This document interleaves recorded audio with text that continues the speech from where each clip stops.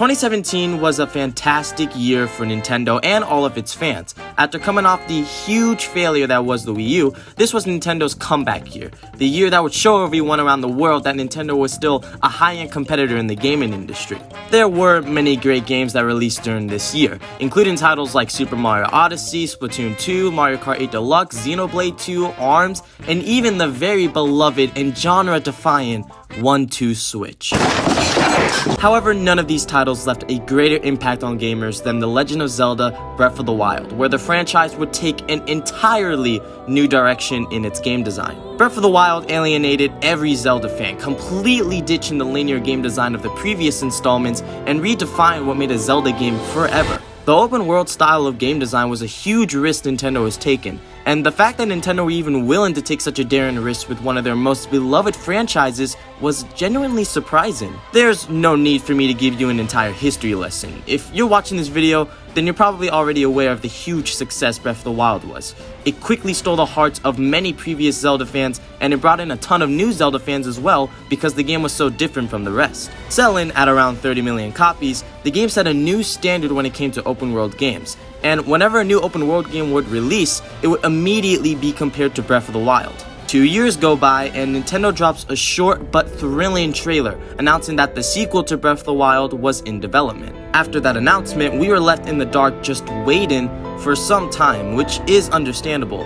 This sequel is a very big project, and Nintendo was taking their time to make sure that they made the best game they possibly could. We would get some brief footage of the game here and there, but that would be about it, and it would just be a lot of waiting in between those updates for the game. In fact, we wouldn't even get a title reveal for the game until September of 2022, a whole 3 years later, which is a crazy amount of time to wait for a damn title. But alas, fans of the series finally did get the long-awaited title reveal, The Legend of Zelda Tears of the Kingdom. Yeah, I'm in tears from all this wait. It took a good while for the game to finally release, but now it's here, the sequel to one of the best games, if not the best game of all time. The question on everybody's mind, was this game going to be different? Would it top the already incredible masterpiece that was Breath of the Wild?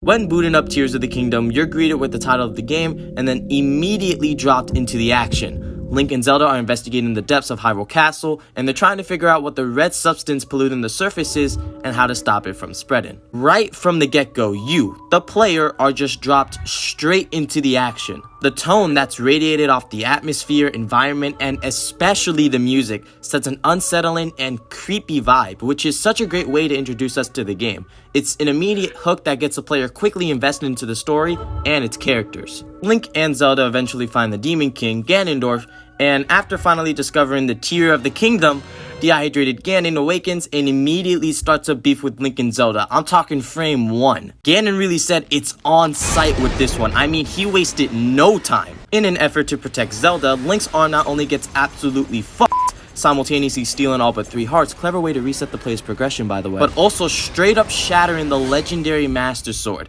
Yeah, you know, the weapon that's supposed to seal the darkness and defeat Ganon didn't even stand a chance against Ganon's power at its weakest. The stakes become high, and before you know it, Ganon is causing the upheaval and Zelda slips off the platform.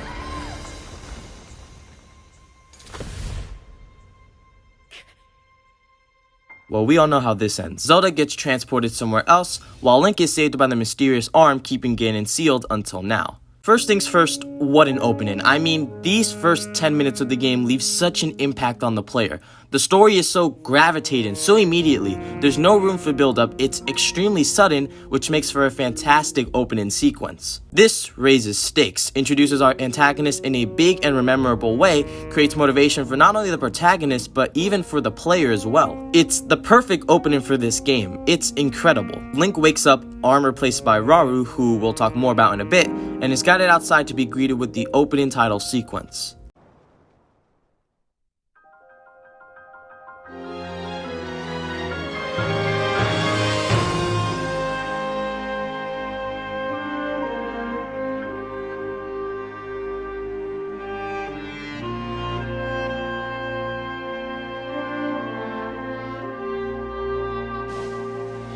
clearly taken inspiration from Breath of the Wild's opening title theme by opening with its iconic piano keys, but then quickly transforming into a fully orchestrated version of the song, wonderfully going with the imagery of Link falling into and discovering the beautiful Sky Islands for the first time.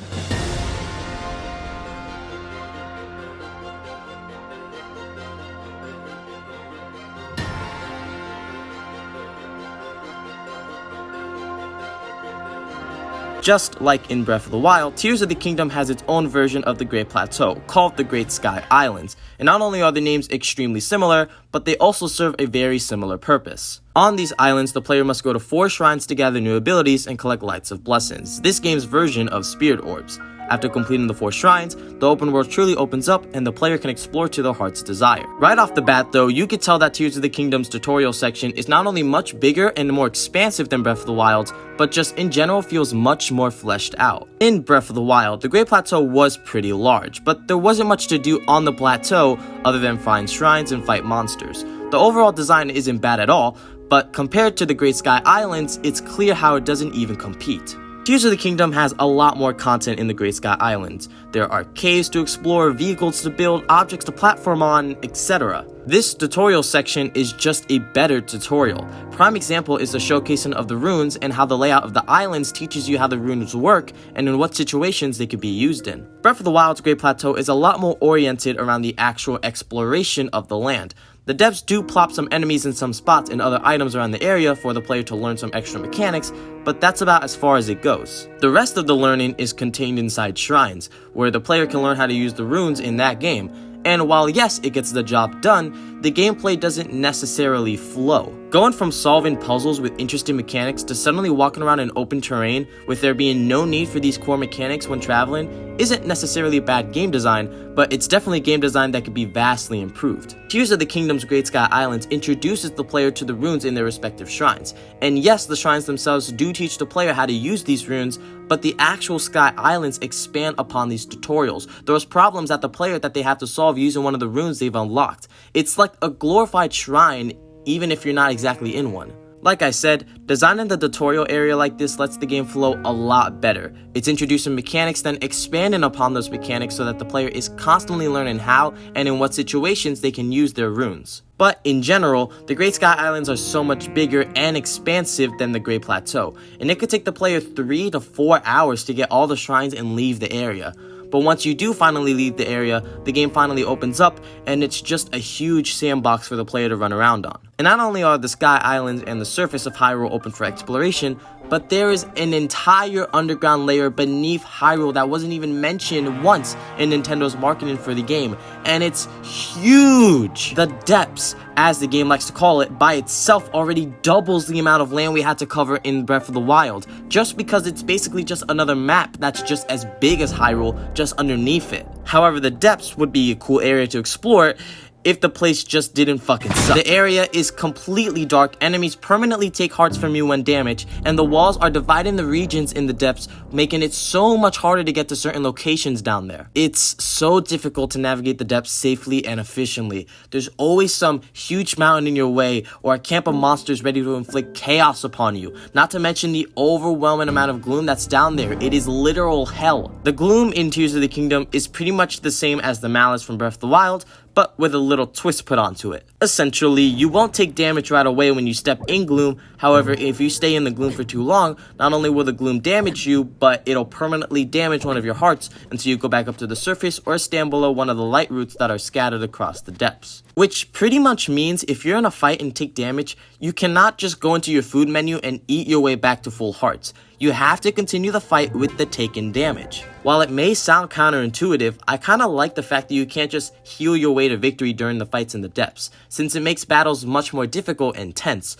But it can be annoying when you take unnecessary damage that you've just got to live with until you find a way to repair those hearts. Seriously though, I couldn't go more than 15 minutes in the depths. I would just get so frustrated. Not necessarily because I don't think it's fun to explore down there, it's just Who am I kidding? It fucking sucks to explore. Fuck the depths. Really, the only way to efficiently explore the depths without hidden dead ends or encountering any other problems is by using the Ultra Hand rune and creating a hover bike out of 2 fans and a steering stick. Slap a big old Bright Bloom seed on the front of the thing and boom, you have the best way to safely and efficiently travel the depths. After I took on this method of exploration down there, it became so much smoother to actually get to places I wanted to get to. Speaking of using runes, let's go more into depth on what the runes are and how they operate.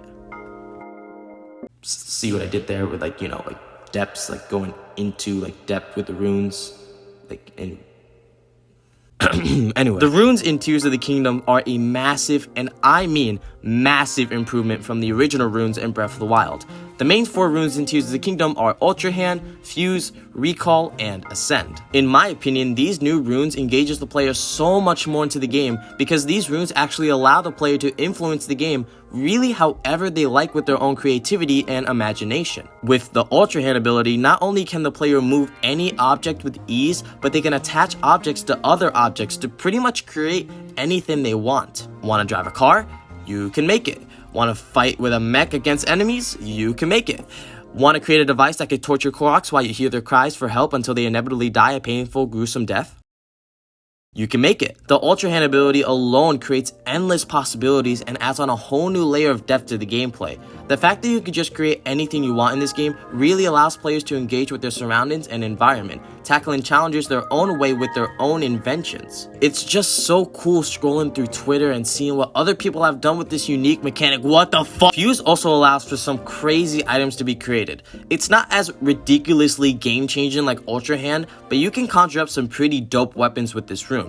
Recall is a bit more situational than Ultra Hand and Fuse, but it's still an ability that is extremely useful in many scenarios. I mean, it's useful in battles, it's useful when solving shrine puzzles, and sometimes if something falls off some sort of ledge, you can just recall it back to you regardless of its distance away. It's useful in so many distinctive ways. Then we've got Ascend. Again, more situational than the other 3, but it proves useful when navigating the open world, especially when you're roaming around areas with a lot of mountains or platforms that are sticking outwards of its base. Being able to just go through ceilings is such a broken mechanic though. Ultra Hand combined with Recall and Ascend is extremely busted, I swear.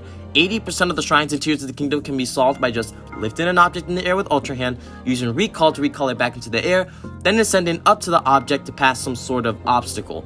It's so ridiculously easy to do, it almost feels like cheating. But that's what ultimately makes solving puzzles in this game so fun and satisfying. You solve it your own way, even if it isn't the intended way. I would much prefer to solve a puzzle with my own solution than a solution that was intended by the developers. I don't know, it just feels more special that way. As far as other mechanics in this game go, like the combat, the stamina, etc., everything is pretty much just like Breath of the Wild. You get 4 blessings to get either a heart container or a stamina vessel. Climbing is still a pain in the ass, but fun to perform until you run out of stamina. Gliding is a bit tweaked though and feels a bit more accurate in Tears of the Kingdom. It isn't that big of a difference, but I definitely feel more in control when gliding in Tears of the Kingdom than in Breath of the Wild. Oh yeah, and this fucker's back too. Fighting in Tears of the Kingdom, like in Breath of the Wild, is very technique based. Having some type of tactical strategy when going into a battle will help, but once you're in the thick of things, you better be good at dodging, parrying, and flurry rushing incoming attacks, because if not, you may have some trouble in more intensive battles. Speaking of battling, this would be a perfect time to talk about the enemies in Tears of the Kingdom. In Breath of the Wild, the enemy variety wasn't that great, and every enemy type got pretty boring and stale to fight just after a few hours of gameplay. But Tears of the Kingdom improves this aspect of the game greatly, having a grand total of 110 enemy types, which is fucking nuts. Firstly, all the returning enemies from Breath of the Wild do get revamped a bit. It's nothing crazy, but now all the OG enemies have horns on their head, which adds to their moveset when in battle. Like I said, nothing crazy, but it's an appreciated addition that helps keep those enemies from getting too stale to fight. However, on top of the enemy revamps, we've got a solid amount of new enemies for the player to encounter in game. We've got the Constructs, Captain Constructs, Aracudas, Froxes, Horriblins, Gilox,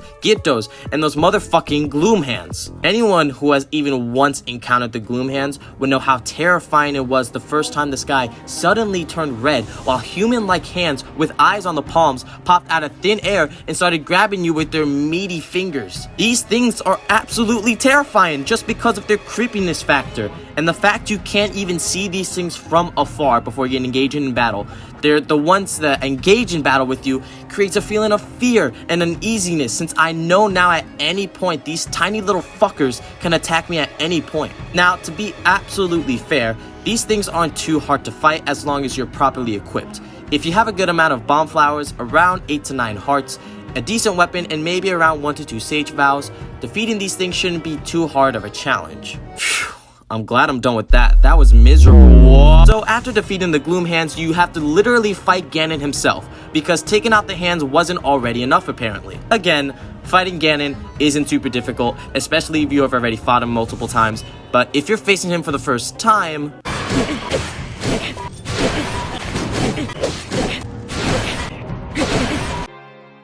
Shit. In Breath of the Wild, there were divine beasts that acted like traditional Zelda dungeons once entered, but many players didn't typically enjoy those dungeons. 1, because every dungeon looked exactly the same. 2, the dungeons were too small and easy to complete. And 3, every boss battle at the end of the dungeons had the exact same look to them, taking away any uniqueness from any of the dungeons in that game. However, Tears of the Kingdom drastically improves these aspects of its game. The dungeons are way more expansive and have much more of a build-up compared to the dungeons in the previous game. For example, let's take the Vah Ruta Divine Beast dungeon from Breath of the Wild. Once you arrive at Zora's domain, you talk to the king and this stingray looking dude, which, by the way, why does Muzu fucking hate me in this game? Like, I literally just walk into Zora's domain and this guy is straight up on my ass for no fucking reason. I'm here to save y'all, and he's like, oh, he's a Hylian, he can't be trusted, blah, blah, blah, blah. Shut your ass up.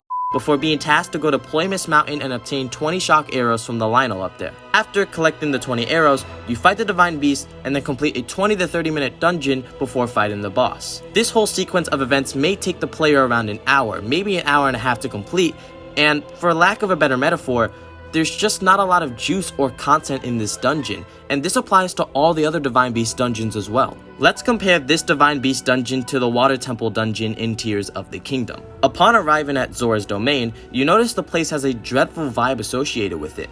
The music is much more eerie than usual, the bright blue lights are covered with a strange purplish mud, and the king has gone missing from his throne room. If I explained everything you had to do in this sequence of the game in detail, we would be on this topic for a lot longer than we should be. So, to save time, what the player needs to do in this sequence of the game is... Clean the statue from the sludge, fit the sun on a Mifakor, find this guy, fix the wall that radiation text, go back to Zora's domain, find out where the king is from the children who are playing in the throne room, go to the king, obtain his scales, go find Yona and find out how to fix the Zora armor, go to the Black Fist Dentos and find out how to get the material to fix the Zora armor, go back to Mifakor to get the material, go to Yona to fix and obtain the Zora armor, find out how to get to Skyfish Island, figure out where the tier of rocks are, shoot an arrow with the king's scale through the tier to form a light beam, go into the world Sidon created for you, activate the waterfall led to the temple in the sky, go up the waterfall through all the obstacles before arriving at the temple, aka the dungeon, complete all the puzzles, then finally fight the boss of the dungeon. Oh my god. It's clear as day that the Zora dungeon in Tears of the Kingdom has a lot more puzzles, challenges, missions that needed to be done before you properly made your way into the dungeon. It's a lot more fleshed out than in the previous game. Not to mention how the dungeon was a lot more expansive with not only its area of playing field, but also its standalone puzzles than the Divine Beast Zora dungeon. Every puzzle in the dungeon was unique, required different materials and methods of solutions to solve. The boss fight at the end of the dungeon is a unique opponent, Muktarak. Come on, this guy looks like a total pushover, guys. I mean, Jesus Christ! This boss has unique attacks, animations, music, everything about it is unique, which is a huge improvement from the boss battles in Breath of the Wild. All these improvements also apply to all the other dungeons in Tears of the Kingdom. The Wind Temple, the Fire Temple, Sand Temple, and even the Spirit Temple. After completing the first 4 dungeons, Water, Fire, Sand, and Wind, you're tasked with investigating Hyrule Castle since Zelda keeps appearing around there. Obviously, this isn't the real Zelda, but there's still some merit for investigation. This whole sequence is Link following Zelda around Hyrule Castle and battling waves of enemies. It's nothing too special, but it's fun to just slash through hordes of enemies at a time. Plus, it's a one-time thing, so it's not like it gets too repetitive or anything like that. After following Zelda to the Sanctum, it's revealed that this version of Zelda was just Ganondorf. Real shocker. And Ganondorf was using Zelda as his puppet in order to have authority over others around Hyrule and essentially hide in plain sight. This scene of Zelda being mysterious and cryptic is such a twist. You're not used to seeing Zelda be so passively aggressive. so this version just feels very unsettling to watch. Not to mention the choreography in this scene is super impressive. You have a fight with Phantom Ganon after this cutscene, and it's a pretty neat fight. It's not crazy hard, but it'll probably take a couple tries if you don't have some of the best weapons in the game, like the Master Sword or really anything above 30 attack power. But after completing the fight, the fake Zelda vanishes and Ganon retreats back down to the depths for now. Also, there's a nice little detail that Nintendo adds after Zelda vanishes, which is pretty neat and I thought I might as well talk about for a second. Originally, whenever you would get a Blood Moon, the fake Zelda would narrate over the cutscene of monsters spawning in and running around. Witness the blood moon's rise. When its red glow shines upon the land, the aimless spirits of slain monsters return to flesh. But after defeating Phantom Ganon and making the fake Zelda disappear, Zelda completely disappears from this cutscene, no longer included and no longer narrated over the sequence. I don't know, it's just a minor little detail that I really appreciated. But anyway, after defeating Phantom Ganon, you gotta find the Spirit Temple and obtain the last vow. The Vow of Minoru, one of the Zonai's and Raru's sister. Oh yeah, by the way, I fucking hated the Spirit Temple. The Spirit Temple is supposed to be the last dungeon you complete in the game, and it consists of going up into the Dragon Head Islands, taking the head that sits at the top of the islands to the depths in order to build a mech so that Minoru can have a physical body to operate in. The first half of the dungeon has the player fetch for 4 parts, 2 legs and 2 arms in different parts of the depths. However, every part has some sort of puzzle in the way. So it's the player's job to not only get themselves through the puzzle, but to get that part through the puzzle as well. Those puzzles aren't particularly hard, and it's kind of a change of pace from the other dungeons where you have to use a sage's ability in order to activate a terminal. But it isn't too significant of a change to warrant any praise. After collecting all 4 parts and building the mech, the player is tasked with traveling through the darkness of the depths to reach Minoru's secret stone. The game so obviously wants you to use the mech in this part of the dungeon, and at first I was all down for it. Until I realized using this mech is actually harder to do than fight the urge of not throwing this Korok off a cliff Mario 64 style. Seriously though, using the mech slows down your movement exponentially. Your attacks are slow as shit, and even walking around uses your battery. Which, by the way, if you don't have loads of batteries, you're gonna hate using the mech because you're gonna have to stop to rest every 2 seconds, making navigation so very frustrating. This temple is my least favorite. It takes place in the depths, which already puts it in a bad spot. The puzzles, while different, are decent at best, and the whole section with traveling the depths with the mech is a total hassle to play through. The boss battle at the end can't save it either.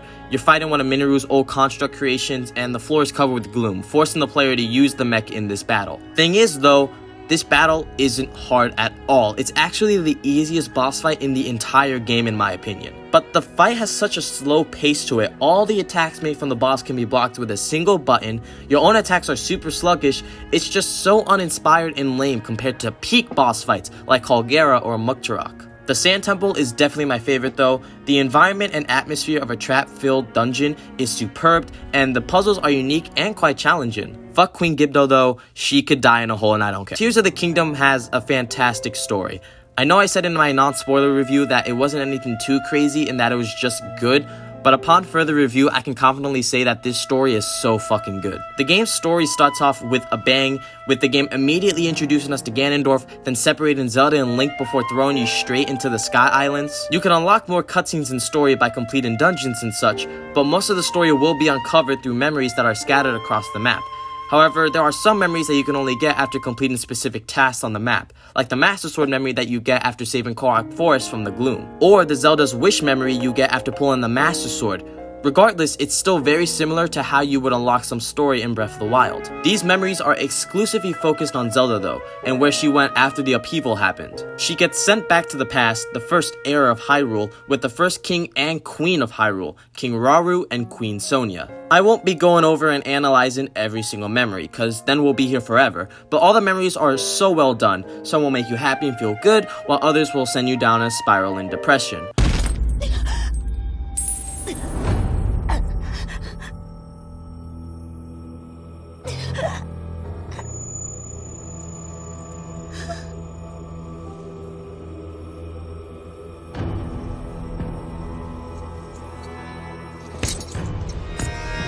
God damn it, man, where are the tissues? These cutscenes add a lot of much needed context into the story though. If you played this game from beginning to end without getting a single memory, you would probably be extremely confused after completion. But if you do collect all the memories, the story comes together and wraps up really nicely, making it all worthwhile. It's also necessary to get all the geoglyph memories in order to find out where the Master Sword is, which, by the way, is on top of a fucking Zelda dragon. Oh yeah, by the way, Zelda turns into a fucking dragon in this game, which is so cool. To add some context, Zelda has the Shattered Master Sword and she desperately needs to get it back to Link in order to defeat the Demon King, aka Ganondorf. Problem is, she's thousands of years separate from him, and she still needs to find a way to heal the Master Sword. The Tear of the Kingdom, the secret stone that Zelda grabbed before the upheaval at the beginning of the game, has the power to turn anyone into an immortal dragon, blessed with eternal life, but in return sacrificing the user's mind and body. Zelda, knowing the stakes of the situation, knows that she must sacrifice herself in order to restore the Master Sword and safely return it to Link. So she does what she has to do.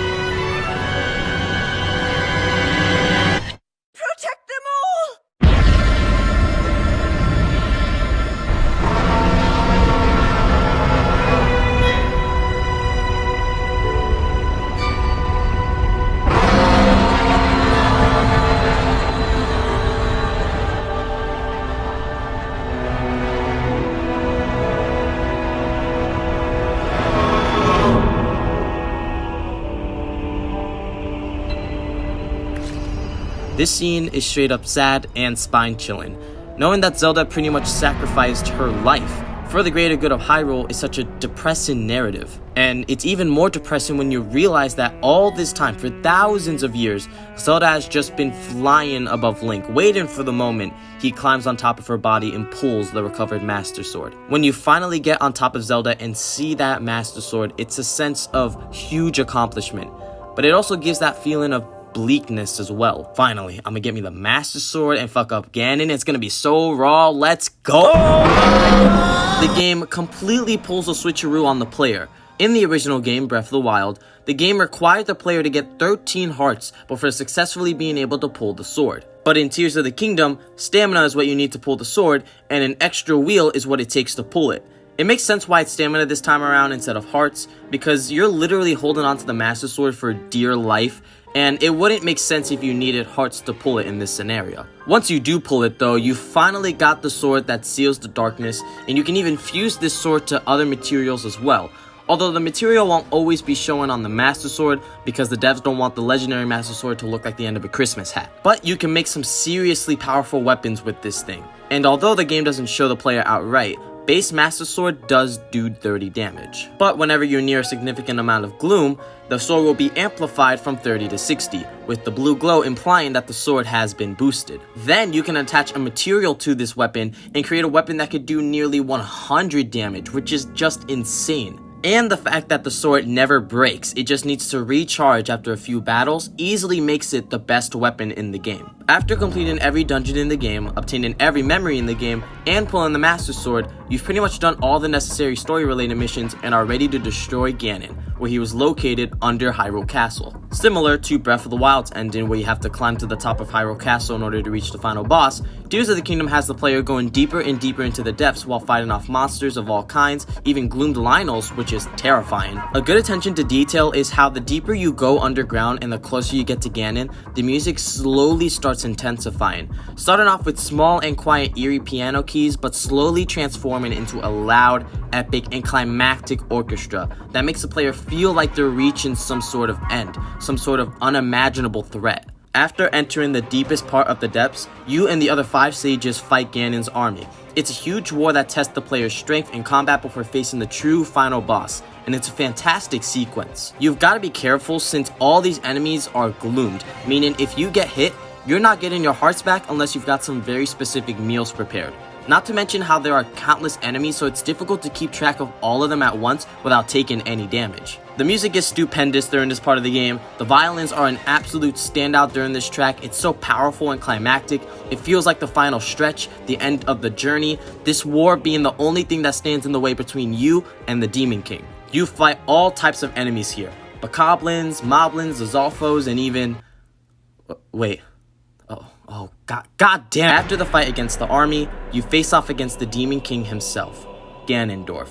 This fight reflects a lot off the Phantom Ganon fight, but Ganondorf does have a few more attacks up his sleeve. Plus, he attacks a bit faster and more frequently than Phantom Ganon, forcing the player to be quick and on their toes. The first phase is pretty easy. Obviously, you gotta be careful and not get hit because of the gloom effect, but for the most part, Ganon's attacks aren't too hard to dodge and avoid. Though it was a huge surprise to me when I realized that Ganon can actually flurry rush you. I mean, like, literally I swung and he just did a backflip and I was like, I had to pause for like a whole minute just to process that he flurry rushed me. This guy is insane. But anyway, he can legitimately just dodge your own attack and hit you back, which is just nuts. It's his second phase though, when things really start to ramp up.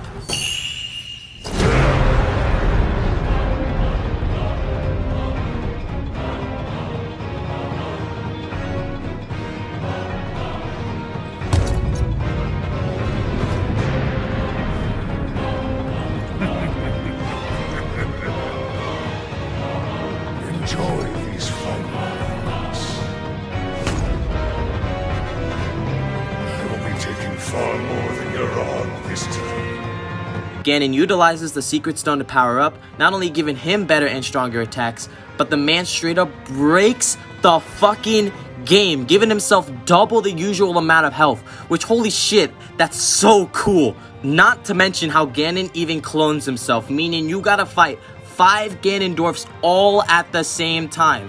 Although this time around you've got the sages on your side fighting alongside you, so you're not completely outnumbered. Regardless, the second phase is so damn good. The music heightens, the stakes get higher, and the pressure is on more than ever. You've got to be so incredibly aware of your surroundings because there are so many Ganons around. Not to mention you've still got to accurately hit those flurry rushes and parries. After beating phase 2, Ganon retracts all of his clones and powers up one final time to face Link in a one-on-one. This phase is more of the same from phase 2, just that Ganon's got some more attacks and that he could fucking flurry rush your flurry rush. What the hell? So essentially, to do any damage in this phase, you have to flurry rush Ganon, let Ganon flurry rush you, then flurry rush Ganon's flurry rush against your flurry rush. What am I saying right now? Or you could just glide upwards and spam your Gibdo Bones and Lino Bow to obliterate his health. That's an option too. But that's the boring way, you know? Like, where's your pride? You must defeat Ganon in a fair and square battle, warrior against warrior. Nah, don't nobody care, nuke the man. After phase 3, Ganon accepts that he won't be able to beat Link in his current form. So the guy rips off the Secret Stone out of his head and devours it to become a fucking dragon.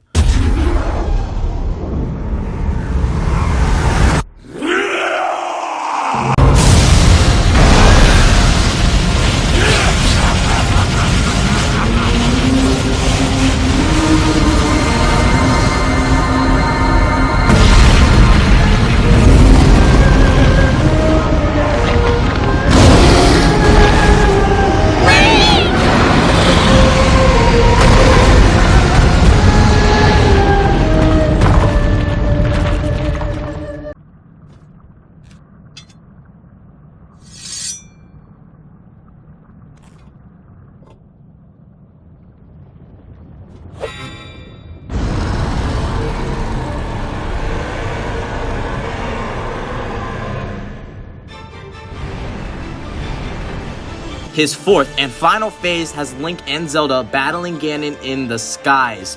And, I mean, is this not awesome or what? I'm fighting a dragon in the sky while another dragon is helping me out. This is so fucking hype. Are you kidding me? The amount of adrenaline and excitement rushing through my body while taking down this beast.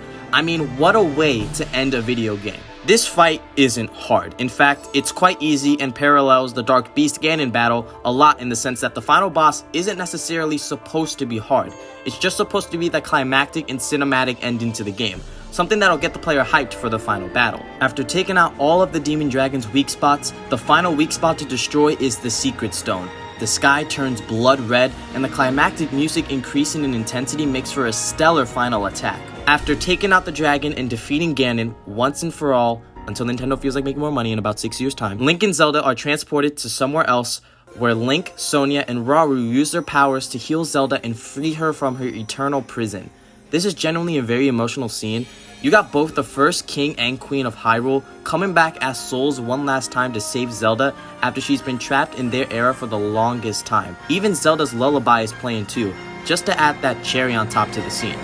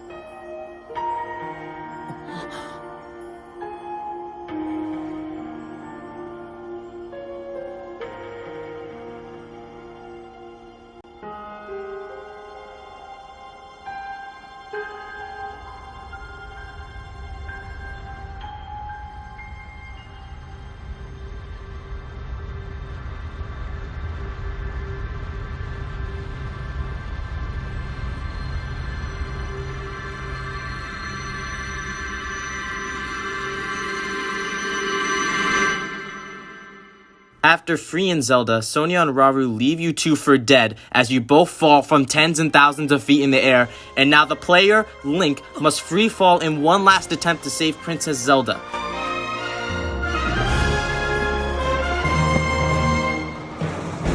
Time is running out. Every second counts. You're almost there. You almost got her. You're just in reach. Aw shit, bug got in my eye. Seriously though, this is how you end a game like Tears of the Kingdom.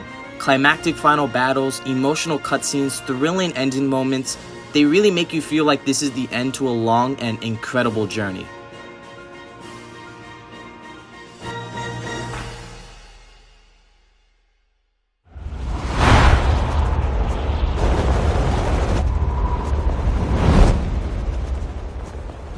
Yeah, they're dead. The game ends with a heartfelt Zelda monologue, and the credits roll. If you collected all the memories, you'll get a post-credit scene where the new sages, Sidon, Yunobo, Riju, and Tulin, along with Zelda and Link, saying goodbye to Minoru as she returns to her own era. Or she dies, I don't know. Either or, the point is she's gone. I don't know why Pora's there though, to be honest. She kind of just like tags along, I guess. I mean, it makes sense why everyone's there because of the sages and Zelda's there and Link kind of like saved Hyrule, but I really don't understand why Pora's there. Also, how the hell did they all get up there? What the fuck? The sages vow to protect Zelda and the land of Hyrule, and the game ends.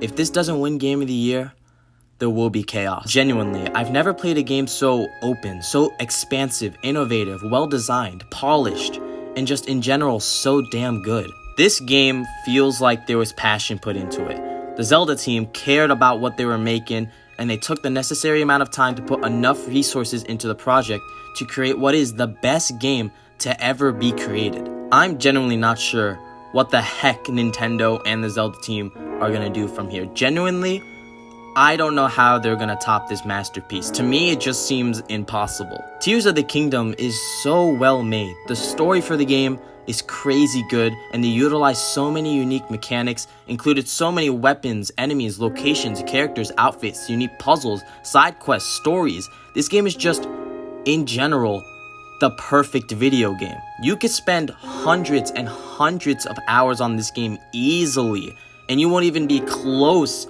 to completing the game. I have 190 hours on Tears of the Kingdom, and I only have around 50% of the game done. There's a whole another 50% that I can do, which it's crazy to me, the amount of content that they were able to pack into this thing, genuinely. And I don't say this just to say this.